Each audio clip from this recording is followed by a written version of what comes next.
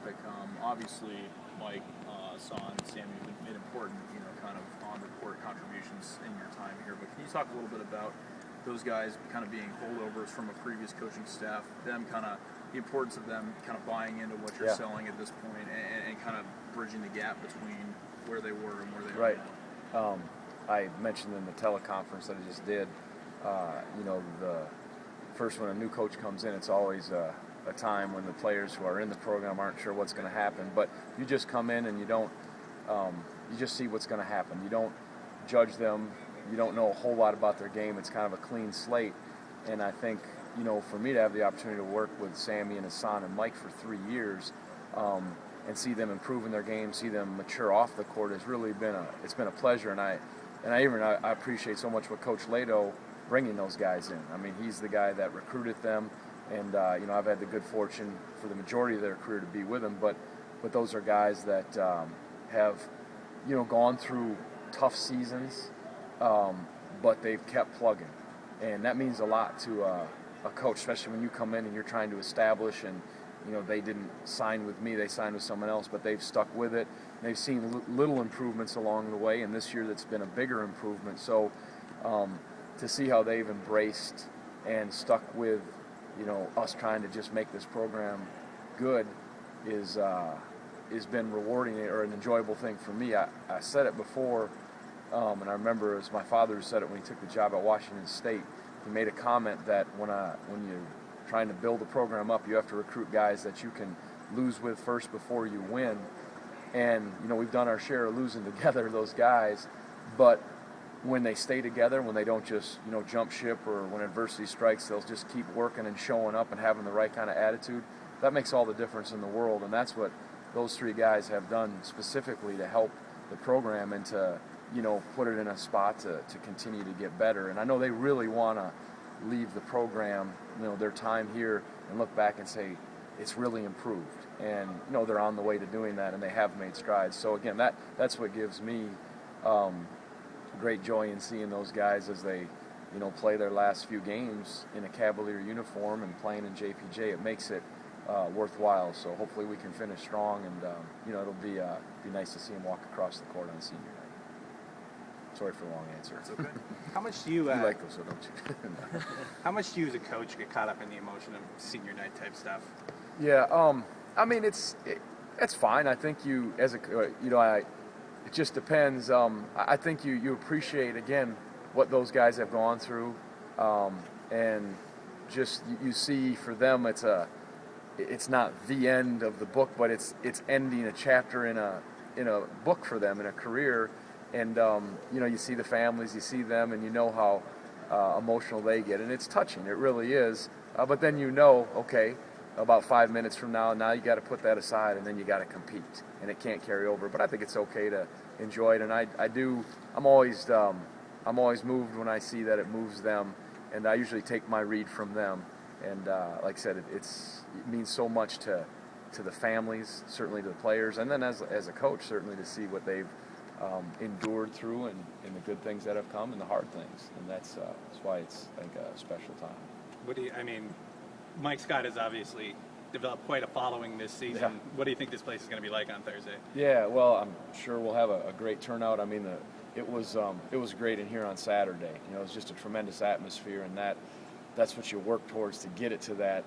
And I'm sure he'll receive a very warm round of applause. I think it'll be a little different than a golf clap or a gallery clap. I think it'll be a roar, and deservedly so for all the guys. This is obviously, once the game gets going, this is obviously another big game for you guys on your home court. How much do you worry about emotion becoming maybe too much of a factor going into the game? Yeah, you hope that we'll be able to just get to the game quickly and play. Florida State's coming off of a tough loss. We are. They're a very physical team that defends hard. And I would assume it's going to be a very intense game. So it can't linger for too long. We got to get to doing what we do, and I know they will. And I think our guys know every game's so important from here on out that I think they'll be okay in that regard. Is it good maybe that it's such a big time opponent, big time game, that it may get their attention a little quicker? Yeah, I think whoever we play, we know we have to be ready. So certainly with Florida State. We respect them. They took it to us down there. We made a late run to get back in the game, but they have the ability to challenge you. And again, they're coming off of a tough loss, so I'm sure Leonard will have their attention as hopefully I'll have our guys' attention, and it'll just be a hard-fought game as the season's winding down. What's the biggest one or two things you take from that game down there that you point to now going into this? Yeah, well, I know we turned the ball over a lot. A lot of it was due to their good defense and their pressure. Some of those turnovers were due to us, making some unforced errors. In that game, they really pressured Mike. They got into his body, and they made him work, which is kind of becoming the norm.